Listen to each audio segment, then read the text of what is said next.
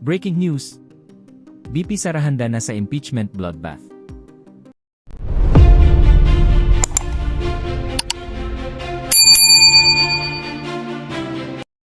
Mariing iginiit ni BP Sara Duterte na handa na siya sa posibleng impeachment sakaling tuluyang umusad ang mga reklamong inihain laban sa kanya sa Kamara.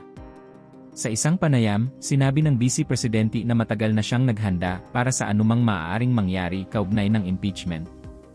Ayon kay BP Sara, hindi umano siya nagkulang ng paghahanda sa kung anumang mangyayaring mga impeachment. Sa kasalukuyan, may 3 impeachment complaint na umano ang nakabinbin laban sa kanya. Giit ng Vice Presidente, noon pa man ay batid na niya ang mga usaping ito sa loob ng Kongreso kaya maaga siyang kumilos upang ihanda ang kanyang depensa. Dagdag pa niya, noong nakumpirma umano niya mula sa opisina ni dating House Speaker Martin Romualdez na totoo nga ang pinag-uusapan sa loob ang impeachment. Naghanda na rin umano siya. Kumuha na umano siya ng defense team. Hindi ako nagkulang ng paghahanda sa kung anumang mangyaring mga impeachment dahil noong nakumpirma ko mula sa opisina ni dating Speaker Martin Romualdez na totoo nga ang pinag-uusapan sa loob, ang impeachment ay naghanda na rin ako. Kumuha na ako ng defense team.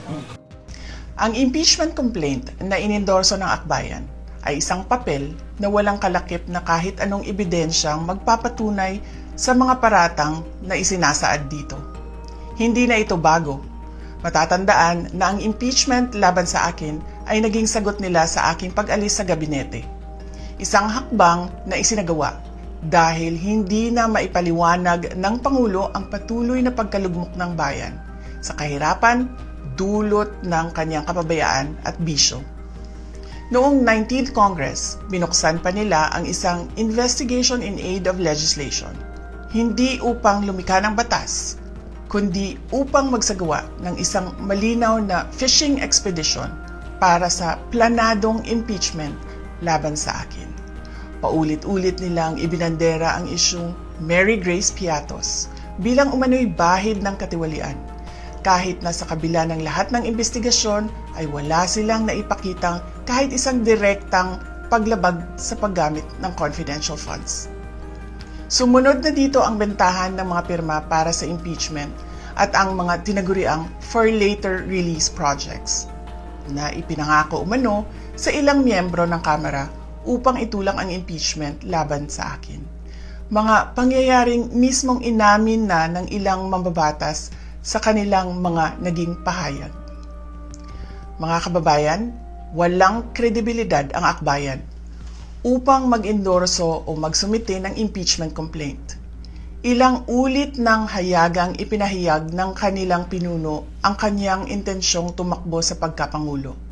Isang malinaw na indikasyon ng pampulitikang motibo sa likod ng kanilang mga hakbang.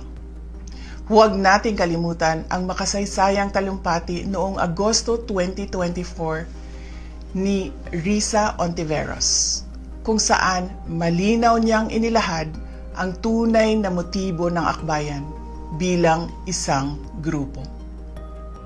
At habang ang anak niya ay may kapangyarihan pa, hindi magiging madali ang ating laban. While VP Sara is in power, the threat of a full-blown Duterte comeback is still a very real and present danger. For one, they are supported by one major superpower, China. Kaya malinaw na lahat ng ito ay isang uri ng harassment at pang-aabuso sa proseso ng impeachment ng grupong akbayan. Hindi malinaw kung ano ang ipinaglalaban nila para sa kaayusan ng bayan, pero napakalinaw ng kanilang pamumulitika at pagpapahirap sa usaping diplomasya ng ating bansa. Sa huli, ang tunay na laban ay hindi lamang laban ng iisang tao o iisang grupo. Ito ay laban para sa katotohanan at sa dangal ng ating bansa. Naway magsilbi itong paalala sa ating lahat na ang kapangyarihan ng impeachment ay hindi dapat ginagawang sandata ng politika, kundi isang banal na proseso para sa hustisya at pananagutan. Sapagkat Kapag nanaig ang abuso, ang tunay na talunan ay ang sambayanang Pilipino. Ang kasalukuyang pahayag ni VP Sara ay inuugnay rin sa kanyang naging panayam 6 na buwan na ang nakalilipas, matapos i-archive ng Senado ang naunang impeachment complaint laban sa kanya. Noon, hayagan niyang sinabi, like I said, I wanted a bloodbath. It means that wanted the prosecution and the defense to show their pieces of evidence so we can see everything. But unfortunately, that won't happen for now. Dagdag pa niya noon, we have to prepare for what could possibly happen in the future. Maybe in 2026, 2027, or 2028, someone would again file an impeachment complaint. At kung kayo naman ang tatanungin mga kababayan, ano kaya ang inyong reaksyon at komento sa balitang ito? Please comment down below at huwag na rin kalimutang i-like at share ang ating video. Thank you for watching.